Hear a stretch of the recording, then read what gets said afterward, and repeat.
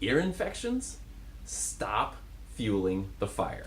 Now, if you pay attention to what I put out there online, it's almost always about what we need to do as opposed to what we need to stop doing.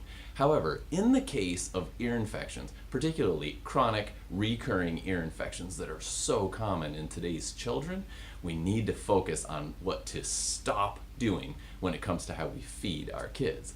Because the dietary choices that we make are one of the key things that lead to the inflammation that closes down the eustachian canal, that leads to pressure and pain, and oftentimes then gets diagnosed as an ear infection. What are those common offending foods?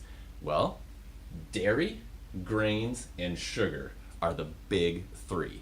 And oftentimes when parents take care of their kids' nervous system by getting them checked by a chiropractor, they take care of the dietary stuff. Most of the time, if not all of the time, these ear infection occurrences go away. Now, where do these things show up? Well, dairy is pretty obvious. And what I encourage is, if you're going to keep dairy a part of a diet at all, make sure it's the world's best dairy. It must be organic, or it's absolutely inflammatory, I will tell you that.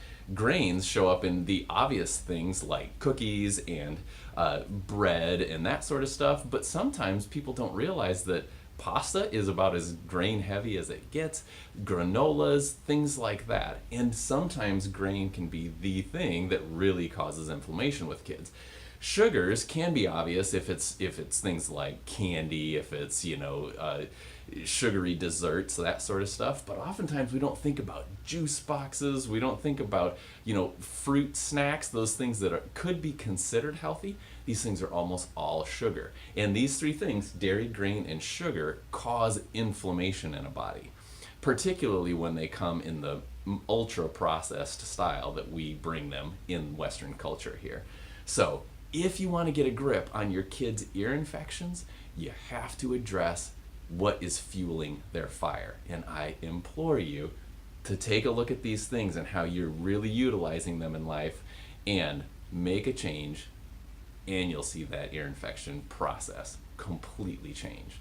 I would almost guarantee it. All right, get out there, make the pantry change, stop fueling that fire, and enjoy the day. I'm Dr. Chris Grier with Bright Futures Chiropractic.